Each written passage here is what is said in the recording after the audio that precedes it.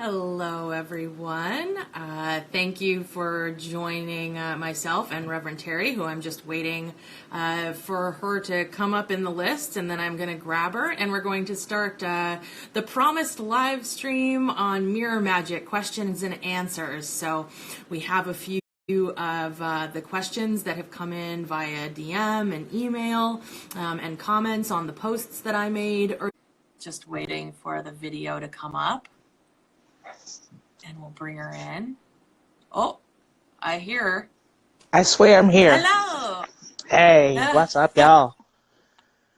I believe you. Let me adjust my volume a little bit. Actually, I just introduced the topic a little bit, Terry, and I was saying that this was kind of inspired by that article that got sent to me with all that sort of misinformation about mirror magic, sort of saying that it's a way to sidestep karma and it's a way to hex people without actually hexing them and all that sort of stuff. And then I had asked for other questions and answers because I did want to respond to that. I think I might go grab my earphones as well, just so I can hear you a little bit better. Okay. So if you have anything you want to initially chat about, that's great. Okay, so here's the thing about mirrors and mirror magic. Mirrors in general are just a tool. It's just that.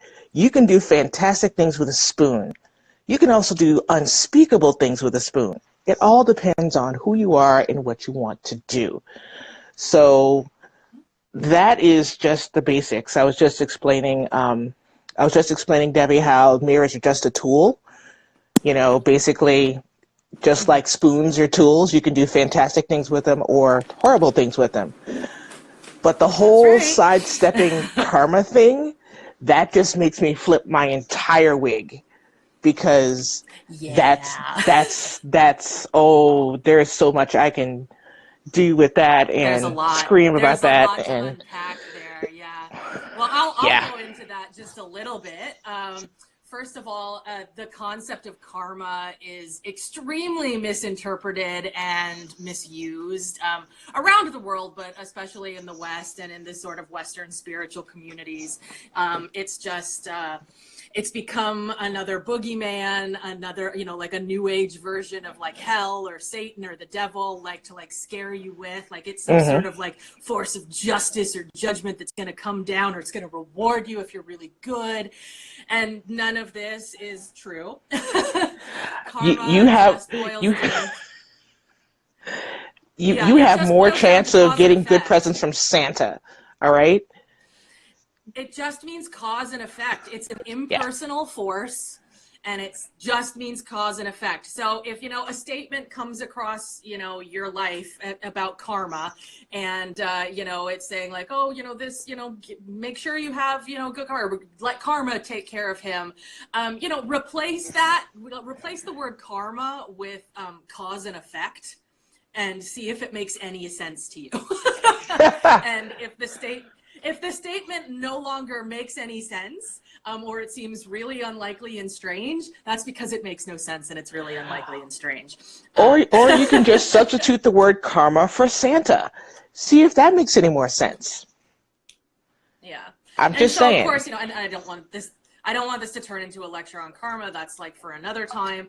But yeah, it's not a force of judgment. It's not a force of justice. It's basically just causes and effect. So yes, sometimes karma will catch up with you. If you binge drink every night for, 3 or 4 nights in a row, the karma of that is you're going to feel like shit because you fresh fried shit.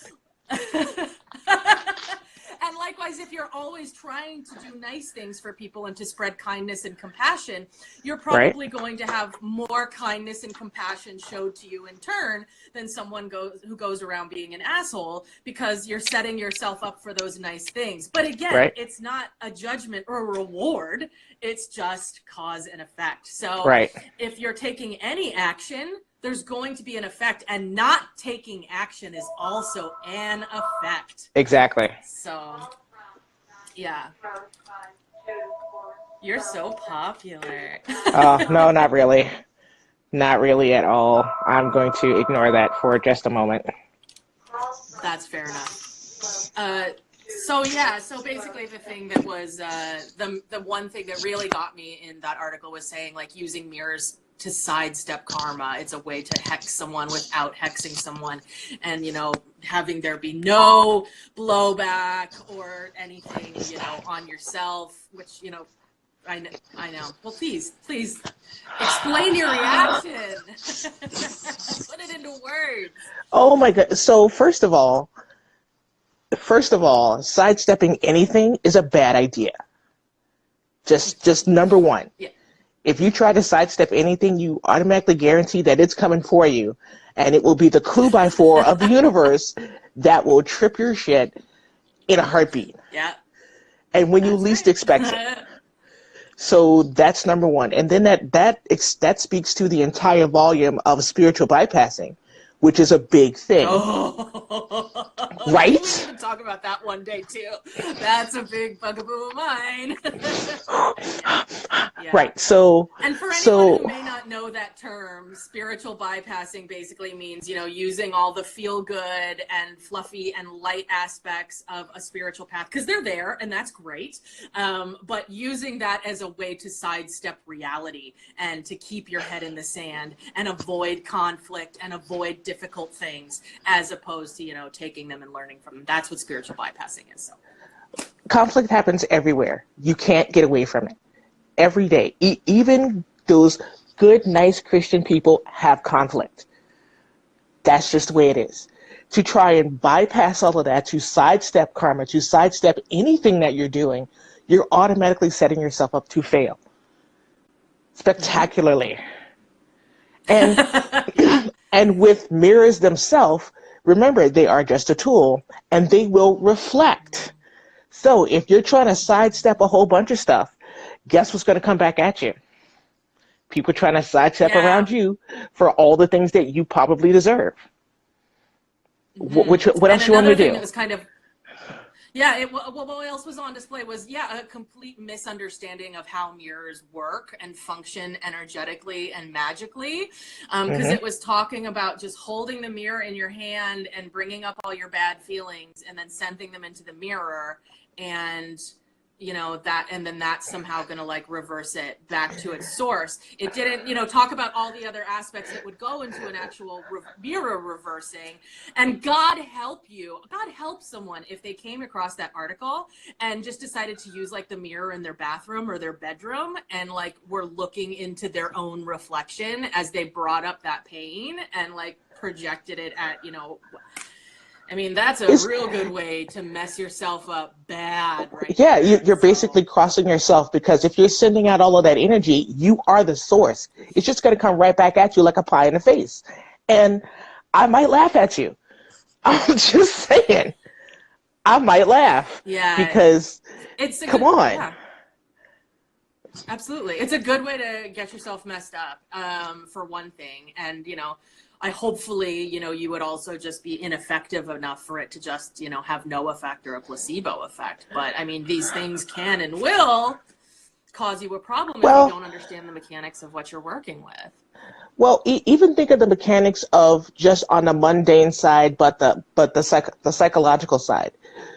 People who have lots of disorders, especially body dysmorphia, mirrors are the bane of their existence, because what they see is a true representation, but may not match what's in their head. So if you're going to send out all of these bad things that you're feeling, all you're doing is basically writing them back on your soul in big magic marker that's never coming off. And if you're just looking at yourself in a mirror doing that, that's... And in that article, it stated that, you will send out all of this bad energy, fine, whatever, and it was very vague about, and it will take time for things to come back to that source. No, it won't.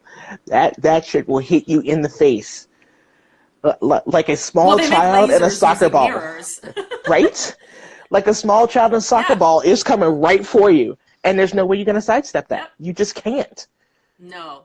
No. And another thing that got left out, which was another thing that would keep you from messing yourself up completely, was it said nothing about the fact that if you're trying to use a mirror to reverse certain energies back onto a particular person, especially in the way that they were talking about, where like this is a way to kind of hex a person or make somebody like feel badness, using mirrors, they didn't say one peep about the fact that if you're gonna use a mirror magically that way, that you cannot catch your own reflection in that mirror before you use it, for the same reasons we were just talking about.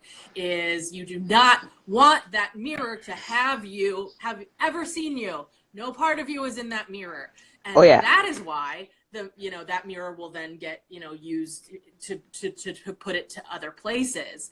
You have to be really, really careful about that fact, or you're gonna cross yourself right the hell up. And so that part of the article was not just wrong, it was dangerous, in my opinion. That omission was huge. I didn't want to get, like I said, I saw the article and I did not want to get into a huge fight with the original poster, because they fully believe in their little magical, mostly pretend world that this is perfectly fine. It's a bad idea, people. Mm-hmm. Don't do it. And from someone, mm-hmm. And right now you're talking to two people who have mirrors, who do mirror magic. You do not want to do that.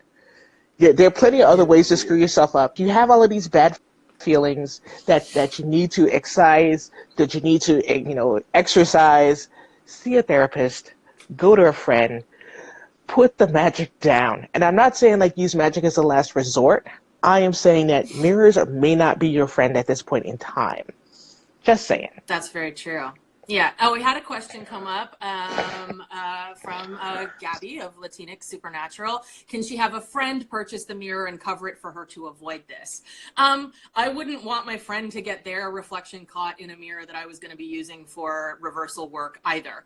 So I would say, you're going to be doing the dirty work of it. So you need to take the responsibility of making sure that your supplies are obtained in the correct ritual way. Correct? Mm-hmm. So in this regard, you're trying not to catch your reflection. So for me, I don't know, maybe you can tell us how you do it. When I go to the store for that, if it's wintertime here in Canada, it's easy because I'll have a big scarf on and it'll already be up around my face and I can just put sunglasses on. I will still usually reach behind, when I find the mirrors on the shelf that I want, I reach behind the one that's been out in the display and, pull it out from, the back and replace it, and I flip it around and I just keep it turned away from me the entire time.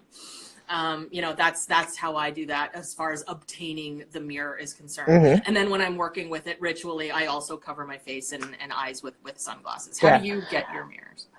I do the same thing. I very rarely purchase mirrors these days, only for the reasons of most of the ones I find are, like you said, they're already open. People have been looking at them. It's a bad idea. And yeah, the ones I do find, I tend to see if I can find one that's in a compact that's already closed, that just says, mirror. Great places to get them are in beauty sales when they're selling the beauty bag and they have the little lipstick that comes with the mirror. Hey, look, a little tiny mirror that's already closed. Imagine that. Yeah. So that's a good idea. Yeah. So there was a question about using a scarf and sunglasses. That's a great idea for disguising yourself. Also remember to cover any visible tattoos, because they are literally like a fingerprint on you. Sure, the magic may not be able to find your face, but it's going to say, no, the one that looked like this, but they had the big, giant mom tattoo right there on their shoulder, that's the one, and it's going to find you. It will always find you, and that's just the way it is. Yeah, and Mystic Raven said she makes sure that no pictures, even pictures of family and loved ones, are around those mirrors, just to be extra safe. So yeah, this is serious business. This particular type of work with a mirror is serious business, and it's in the harder works category just because it does have sort of a higher risk factor to it. So this is not something that I would have just talked about without giving all the precautions. Well, So, and someone had and asked earlier what article this is. Do you remember what site this was on? I um, don't. this was one of the thousands and millions of Tumblr posts that I see in a day that I just Oh, look yeah, yeah, yeah, through, yeah. and I did Tumblr go can through Tumblr, yeah. Tumblr can be a great place and a great resource. As long as you have a large dish of salt, some Tony Chachere's on the side, maybe a pop, maybe some popcorn to see, all the bullshit that goes down. But it can be a great source. And the bullshit usually comes Hmm. up with these great ideas, and people are really learning. They're really trying to learn, but a lot of times we only get half the learning, so we only Yeah. understand half the risks. And then it'll take, Hmm. basically, this person's going to end up crossing themselves, wonder why their life is going to hell in a Yeah. handbasket, and then come to one of us to Hmm. say, oh, by the way, I did this thing. And then it's a Yeah. whole process to get yourself unscrewed up. And the Mystic Reason Yeah. says, this is why magic should be learned in community. It should be. And the key word there is should. Yeah. Now, if you look at Devi and you look at myself, and we try to tell you that, by the way, you're going to screw yourself over, 18 times out of 20, the community will basically try to kill us in our sleep. Because what do we know? We've only been doing this work collectively between the two of us for about 20, 25 to 40 years. Maybe we know a thing or two, but on first glance, no one's going to pay attention to me. I have been doing Beaux Magique I know work you're too pretty. non. You're too pretty, Terry. No one, I'm far too pretty. no one takes us. I've been doing conjure work and hoodoo work for about 10 years, right? I've been doing Beaux Magique solid for about 6. To this day, people ask me, "Oh, who makes all your stuff?" I make it. And they look at me like I've grown a third head and that head has a nipple on it. You really get asked that? Yep. Oh my God, that's funny. Because Well, you're a maker. Like that's what you do is you make all the stuff. I make all the stuff. Oh my gosh, do they think that like the tables and tables of bottles of oils and sprays are like some MLM company that you're just like buying from? Because they're far too pretty. That's a shame. Well, and it is what it is. Yeah. But this is also the caveat that we have about working in communities. Mystic Raven, we really want to have classes. We want to have in-person classes so we can tell you all the things that we can't put on a video that will get us Mm-hmm. banned from many, many platforms. We want to do Yeah. that. However, Absolutely. because we're too pretty, because we're too whatever it is, most people aren't going to pay attention to us, and that's fine. Whatever, because Yeah. when it comes down to it, when this person, like I said, has messed themselves up, they're going to come to one of us to try and fix it. Now, so we Yeah. talked about the beginnings and our raves about it. Let's talk about some of those questions that we have. Do you Yeah, have yeah, any more yeah. So I was questions? gonna say, like, yeah, I do. I have a list of them here, and I was getting ready to segue back into it. Yeah. So I was saying, like, okay, so we've talked a little bit about using mirrors for reversals, which is what that whole article was actually about, even though it was not talking about it the right way. So I guess to kind of sum that up, just for anybody who might be tuning in and they don't know, the right way to do them. Basically, in short, I'm not going to make it, a workshop about doing that, but basically, you would take there's a lot of different ways to do it, but like one way to do it is to take a candle and, bring up the hurt and stuff that, the person that you're going to send, like channel that into the candle. That candle needs to be butted. So turned upside down, you clip off like the end that's been tapered that you're, supposed to light. You cut that off and then you carve yourself a new end because you're trying to reverse everything. Everything's done backwards in like mirrors. So you're, turning that candle over, you're butting it. That would then get placed on the mirror that you have never caught your reflection in. And you're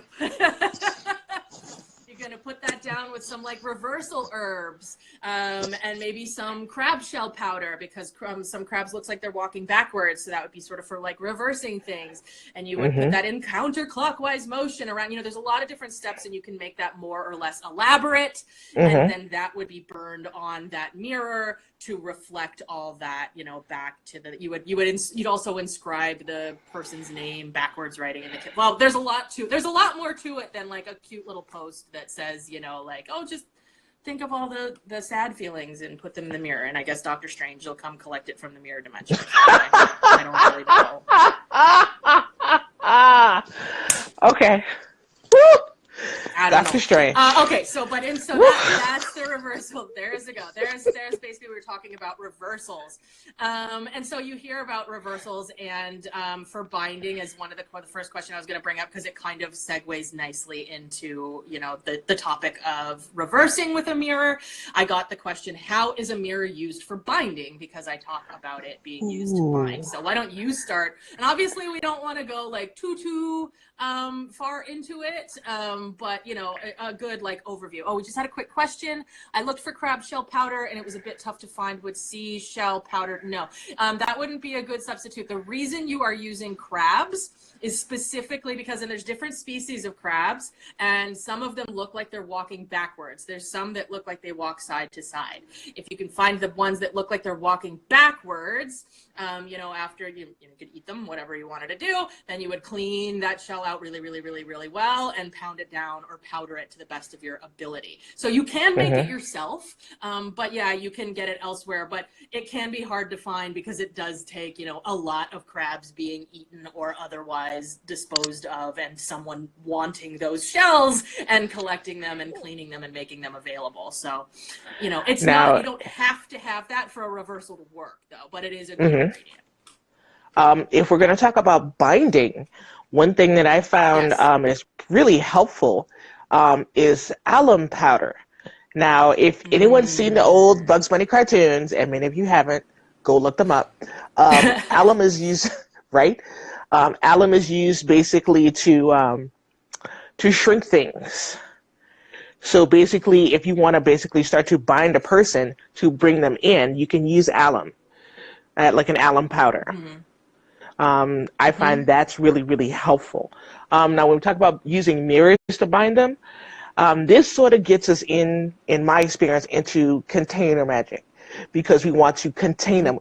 When you use the word binding, we think about wrapping them in rope or like tying their hands or something like that. But when we use mirrors, we're talking about container, literally in their own little personal mirror dimension where they can't hurt anyone. Thank you, Doctor Strange. Yeah. Right? So that's where I always look at like the compacts, where basically you can close them into it, or a box where you can close the lid on them. And here's the thing. If the person straightens up and flies right, they can live in that box and nothing will go wrong because everything they send out will be fantastic and it'll all just come back to them. If they decide to be jerks, get some popcorn because all the bad things that they send out will just come right back at them. Problem solved. Yeah, I like to refer to mirror bindings as a magical shock collar. Not that I advocate shock collars in any way, shape, or form, but most people understand how and why they work. And I think of a mirror binding as kind of like a magical shock collar, because basically you're taking, the person that you're wanting to bind and you're putting them between two inward facing mirrors. And again, if you're going to use them for this purpose, do not catch your own reflection in these mirrors. I'm going to keep saying it. And then you would put them between two inward facing mirrors. So basically, or into a box that's lined with mirrors. You can do it a lot of different ways. If you're in a real pinch and you don't have money to go buy a new mirror, you can use aluminum foil using the shiny sides inwards. This doesn't have to, like Conjure should be very practical and you should be able to do a lot with what you have on hand, because these were not people who necessarily had like a bunch of, botanicas to run out to or money to go and buy things for themselves with. They were using what was on hand. And don't forget that when we talk about the history of using these mirrors were expensive for our hoodoo and conjure ancestors. So for someone to break out a mirror spell, you really had to have done it. You would have had to sit in the shit and tracked it all through the house, and now you were done. So for them to sacrifice even a small piece of mirror for any sort of magical purpose, that you were just done. So these are the things. So that's using mirrors for binding. I don't want to go too much more into it, just because there's a lot of things you need to worry about when you're doing that kind of work, but I think that gives the picture of how you can use mirrors for binding, which kind of leads into the next question. Can a mirror be used for positive work or only just these, you know, bindings and reversals? Which is a pretty good question, because you kind of only see one or the other focused on. Most of the time you hear about like the more positive things. You mostly hear about mirrors and results to scrying. There she just asked the same question. So yeah, you mostly hear about them for scrying, or maybe feng shui, like, you know, keeping energy from bouncing the wrong way in a room. But how else would you use it positively, Terry? Well, I'm a little bit of a weirdo, and that's just the way it is. I like using them in a lot of ritual work if I need to sort of double up on the energy that I'm putting out. So I can literally set up a mirror. Multiplication. Right? It's literally multiplication. So I can set up a mirror in front of me if I'm doing positive work to double up on the energy sending out and coming back in. Right? So because Absolutely. it's a I've reflection. seen go ahead. It's a reflection. Yeah. So, you know, if you can't find 8 other people to do a ritual with you, you can literally set up like maybe 4 or 5 mirrors to basically sort of multiply yourself into doing the thing. And got to remember, people, these are new ways to use old things. It isn't new. They just don't talk about it. So that's how I like to use them. I also have a mirror at my front door. Thankfully, it's already in a powder room, so I just like to leave the door open so that I can look at myself and say, hey, who's a sexy bitch? And then, you know, send out that good positive energy back at myself. And because I see myself, this is also using psychology, I see myself smiling, and that imprints on my brain saying, yeah, that's right, I'm amazing. And then I am now more confident throughout my day. So, and even using mirrors for more positive work, I know that you love kirtan and singing those mantras. You can do that in a mirror. You can. You can do those in a mirror to basically internalize those feelings. You've seen yourself do the work. You've seen yourself doing the magic. You've seen all the positive things that can come from doing that magic. And you can do that. That would be for yourself. Using them with other people is a little bit more dangerous because we don't know what kind of vibration they have. Yeah. So what about you? I'm glad you hit on.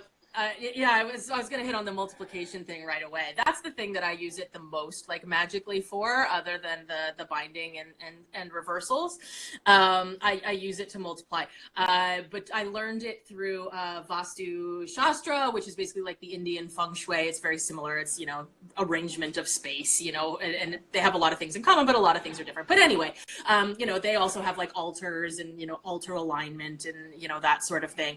And in prosperity work, with Vastu Shastra, it talks about putting a mirror behind your lamp or your candle that you have going on the prosperity altar, because it doubles that energy. And I have seen, and since then, you know, I've kept my eye open when I'm looking at other people's altars on social media or whatever, and I'll see, you know, there's some people using that trick out there. And a lot of times it's candle witches, like the people that you see that are really, like, you know, specializing in candle magic. There's one. I love you, candle witches. Right now, where I would totally plug it right now.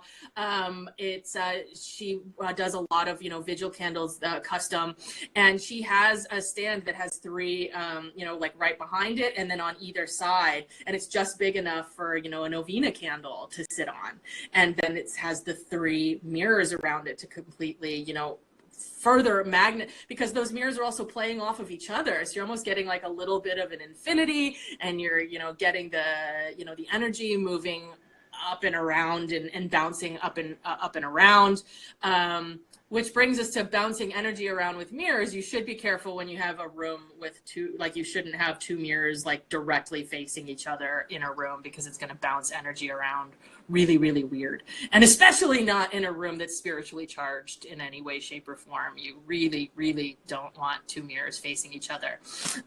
Which brings me into our next question that somebody asked me. Oh, Gabby says, I like wearing jewelry with mirror incorporated in it for protection. Of course, like, you know, evil eye deflection and stuff. Yes, that's, you know, using the reversal power of mirrors for protection. Yeah. What are you giggling about? Have you seen the meme that says, you know, I match energy, so you tell me how we're going to act? Oh, That's yeah. literally what a mirror does. Literally. Literally. It's like, oh, look at you being a jerk. Bam, right back at you. It's true. It's But true. I'm like that. So this sort of segues in, yeah, it sort of segues into another question that we got from somebody, which is a mirror always a spirit portal, or only when it's intended to be? Because I did mention that it can be used for spiritual spirit contact or communication. So I know this is your area that where you are, because you actually go and you do sort of like mediumship and entity identification and rescue and, you know, remediation and everything else. And so sometimes mirrors are involved, as your stories have told me. So let me know about oh my that. God. How are mirrors with spirit portals? Tell me all about it. Oh my goodness. So if you have an energetically charged space to begin with, you are automatically a light in the darkness for spirits. Automatically. Myself, as Devi can tell you, that basically my house is a giant B&B for spirits. They come in, they hang out a while, they rest, and then they move on. That's great. Fantastic.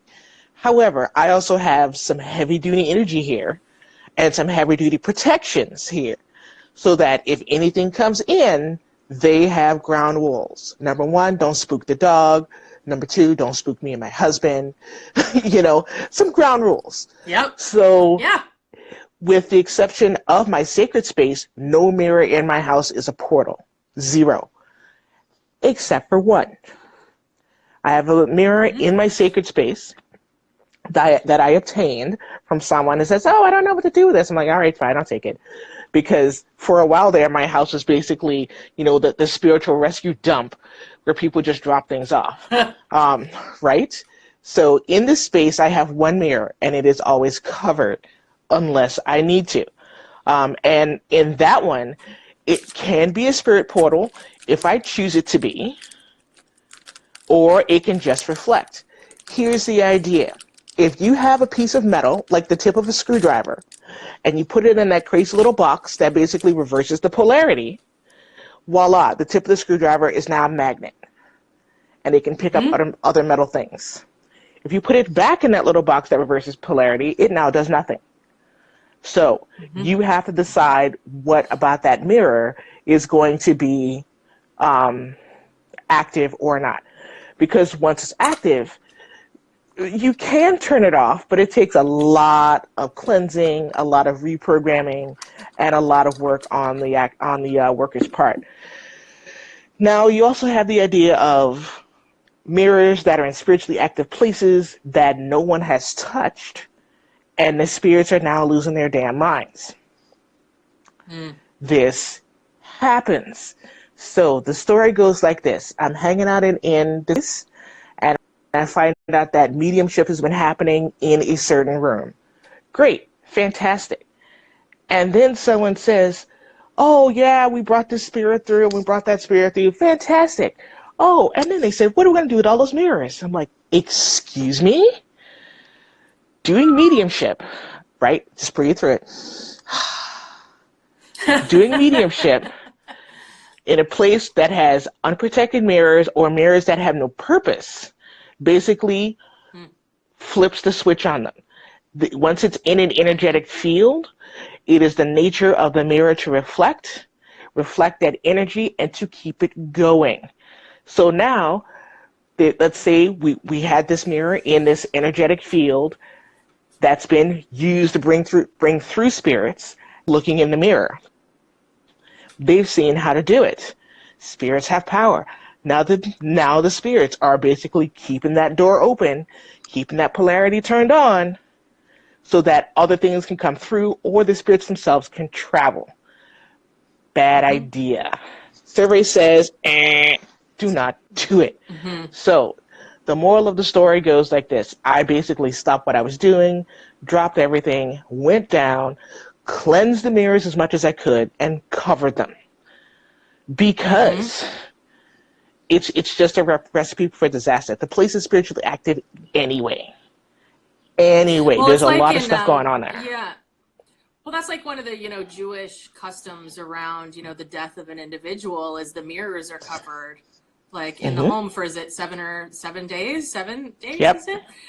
Excuse me if I've misquoted it. Yeah, and one of the reasons is so that the spirit doesn't encounter them and become confused, among other things. They're or trapped inside. Because in this reflected world, in that reflected world, basically literally the mirror dimension, things look real. Things try to reach out and touch them. So things can get trapped in the mirror once you seal them. That's why I had to cleanse them all first, because the last thing you want to do is bring home a mirror that you don't know where it's been, or it's been in a spiritually active space, or it's been a mirror that's seen a lot of hardship, a lot of high emotion. That's what I was going to ask you to talk on, is the antique mirrors. So the antique mirrors are beautiful. They're fantastic. Please, for the love of all that's holy, get them cleansed and blessed before you bring them into your home. Because mirrors, especially from the Depression era, we don't know what they've seen.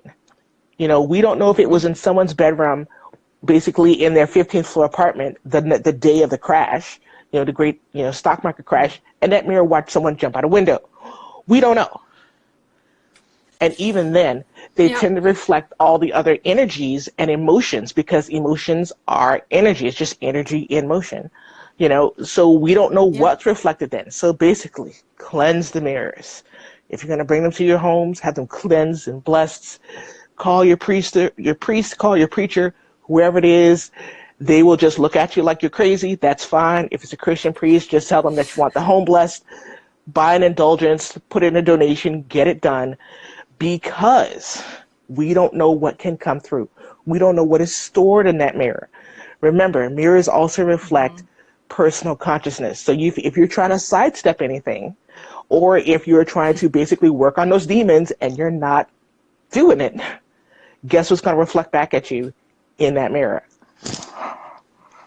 Guess what? Right. All the bullshit that you've been trying to sidestep. Yep. So mirrors can be fantastic. Even in my house, even with the mirror that's not a portal, my bathroom mirror, I close the bathroom door to make sure that while I'm sleeping, there's nothing that's going on in the mirror.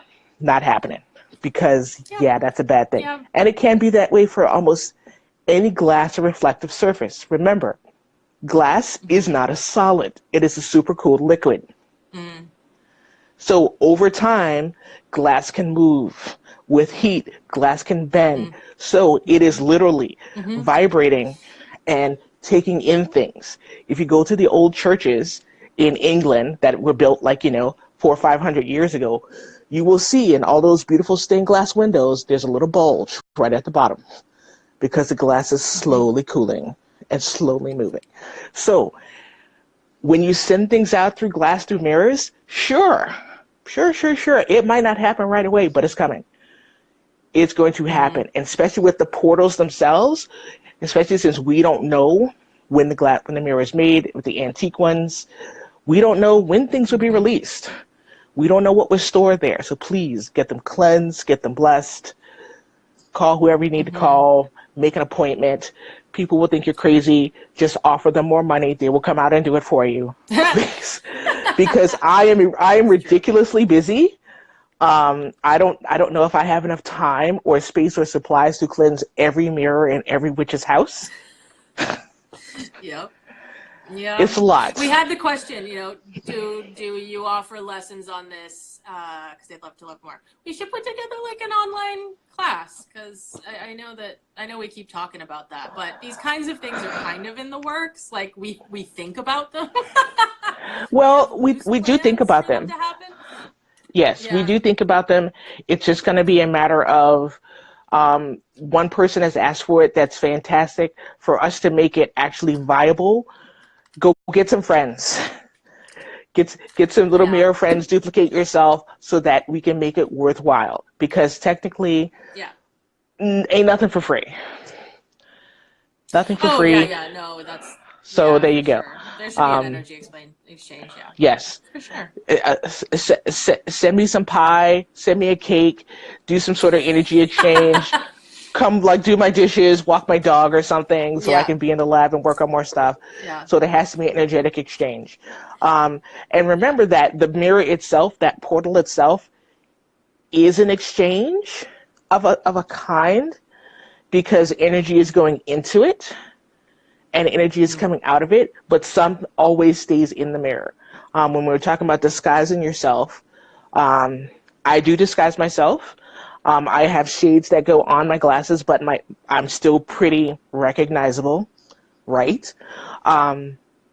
So I do the whole shebang.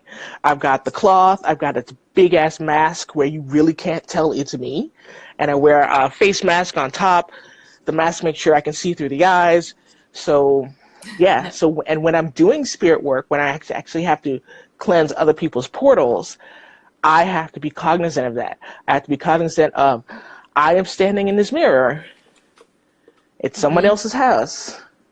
And I have to tell them, treat this like a live plant. You keep cleansing it, you keep watering it to keep it alive, to make sure that my small imprint, because I'm only there for like a minute and a half, my small imprint will keep the magic going. So there we go. So thank you for suggesting that we do a class on it. We will absolutely keep that in mind because we do like opportunities to talk on these topics together and separately as well, but together is always super fun. But so those were all the questions that came in for the Q&A through email and DMs and the ones we've answered sort of in the chat. So did you have any last thoughts that you wanted to sort of leave the mirror talk with today? The last thoughts are this. Mirror magic is basically it's not a 101, it's not even 301, it's like advanced teacher's note. This is Hermione getting basically the time turner, and you have to know how to work it. It really is, right? You know, even myself, even Devi, we don't always go straight to mirror work because if we do it, it's going to take a lot of energy to get it done. And once you're in the box or once you're in the mirror, more than likely you're not coming out. Voila. And and I will go ahead and plug myself because we're here, and I will plug the fact that I do make mirror boxes custom for people. The best boxes in the world. I made one for Terry, and they do work spooky well. So I do make them for people because I know a lot of people have a lot of fears and they feel intimidated about, putting together the mirrors without looking in them, and all that sort of stuff. Still, when I give you the box, it's still your responsibility to, work with that box in a way that your reflection doesn't get caught in it. But I can at least do the heavy lifting of buying the mirrors and, putting them together and, putting them with herbs and, prayers and all that sort of stuff into a box. I do make those custom. They're not super cheap, but they're not like crazy expensive either, and they work really well. So I will plug that if you are interested in that. And my website is queenofpentaclesconjure.com. Reverend Terry here, as we talked about a little bit earlier, makes amazing condition products. Kind of anything you could possibly need for your magical practice she makes, and she makes a damn good like reversing oil that you can use as well. Oh, that's a very good question. She says, what about cleansing off mirrors someone has put you on? And actually, Terry and I were having a big conversation about that. I speak like shortly on it, just because that'll have to be for another time. That's a huge topic, and it's very, very, very advanced. But give us the Cole's Notes version of it. The Cliff's Notes, I guess, in the States. The Cliff's Notes. For myself, one, you have to know for certain someone has dropped you in a box. Because sometimes it's just your own causes that are having some interesting effects. I have to say like 80% of the times, you haven't been hexed, you haven't been put in a mirror box, you're just a jerk and you need to adjust yourself, right? After that, mirrors are kind of hard because you have to basically rebuild a whole bunch of your own energy in order to reflect exactly what it is that you want. So let's say for instance, someone has dropped me a mirror box and I haven't been the nicest person and all of that's coming back to me. Great. If I know for sure that it's happened, then I would call in a whole bunch of spiritual allies, because if you're in a box, you cannot get out by yourself. If you're in the mirror dimension, either the person who set the mirror dimension or someone on the outside has to break it. The end. The end. You know, if you're inside a Tupperware, once that vacuum seal is in, you can't push out, no matter what you do. It is. So, you are going to need help. You are going to, are there any specific deities you recommend working with when work mirror magic? Oh, that's all you, Devi. Really, I would say I haven't really come across the spirits that I work with having a problem working with them. So I would say whatever spirits that you already have, you know, a rapport with, a relationship with, just check in with them and see if they're okay with it. Like I said, I've yet to have someone say no, unless they were just saying no to the work itself, not to like, no, I won't work with a mirror. But just, you know, check in with the spirits you already do. You know, it's just like with anything else, you know, you kind of go to the company, the family you already have, you know, and some spirits and deities do, well, most of them do duty on lots of fronts. So just because, you know, your patron deity is, say, like a love goddess, for instance, it doesn't mean that she can't help you, you know, turn back heartbreak or something. You know, you can find ways to like work with your patron deity usually, or your spirits. But as far as spirits specifically of mirror work, I mean, like off the top of my head, the only one I can think of, because I've been doing so much research in this area for the past couple of months, is Tezcatlipoca, the Aztec deity of the obsidian smoking mirror. But that's kind of like a whole different thing, because he's not really, you know, I mean, yes, the mirror is his symbol, but he's about a lot of other stuff. That's more about like holding up, you know, the proverbial mirror to people's faces so that they see hypocrisy and stuff. So certainly that can be useful for some things. But again, I don't advocate for using spirits as a gumball machine, you know, just looking for someone who maybe has the attributes you want and then going to them and asking for it. I know some people work that way because, you know, the spirit model that they're working for maybe doesn't, you know, they don't take it, they don't, you know, they're not working with a spirit model. They're maybe working with like a psychological model.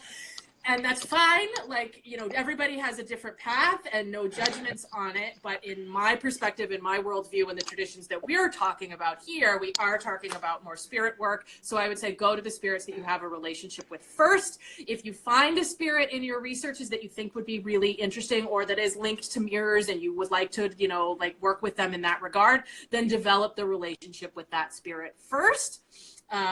Before asking them for favors. So I'm sorry I don't have more sort of like specific stuff, but I mean, like really, I haven't found I haven't really found a spirit be like, no, I won't work with a mirror. Sorry, so I wouldn't, Do we have time for a story? Do we have time for a story? Go ahead, if it cuts us off, it cuts us off. I don't know how long we've been on. We've got an hour. Okay, so we got a little bit more time. All right, so this is the story. So we've been talking about all the things that are dangerous about it. So I will have the story that basically is your warning to others. Once upon a time, back in the day, Terry had to do a banishing for someone. They paid me a lot of money and a lot of cornbread. It was delicious. So I disguised myself. I had a compact. That's all I could find at the time. That was actually closed because we were short on time. And so what I did was that I kept the compact facing away from me. I had a picture of the person. I made sure that literally my DNA was nowhere on it. That's the other thing that we forgot to talk about, literally having a piece of yourself on it. So basically, I was able to turn the compact away from me, put the person's picture in it, face down, and closed it. It was great. I bound it with black and red thread because I'm like that. I had it on a... like that. I had it on a fire-safe platform with foil on it. Foil is fantastic because once you're done with the work, if you need to, you can literally throw the whole shebang away. Foil, shiny side up. So I used a black banishing candle to literally seal the ends. And I took the rest of that candle and put it on top and bound the candle itself to the compact. And I basically let it burn. Now, the thing about this is that you need to be careful if you're doing it this way. Because I watched that candle for an hour and it didn't move. It burned, it was nice, it was great. It was burning, it was nice, it was great. I blinked. I turned my head and coughed for literally 4 seconds. I turned back, the candle had melted, the binding thread was on fire.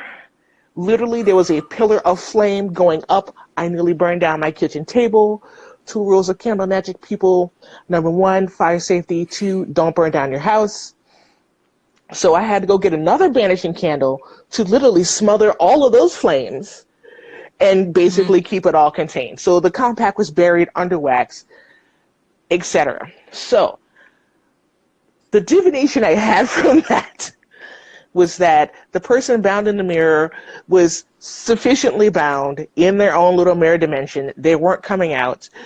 And their demise in their social circles was going to be so bad, someone else was going to have to come and put them out.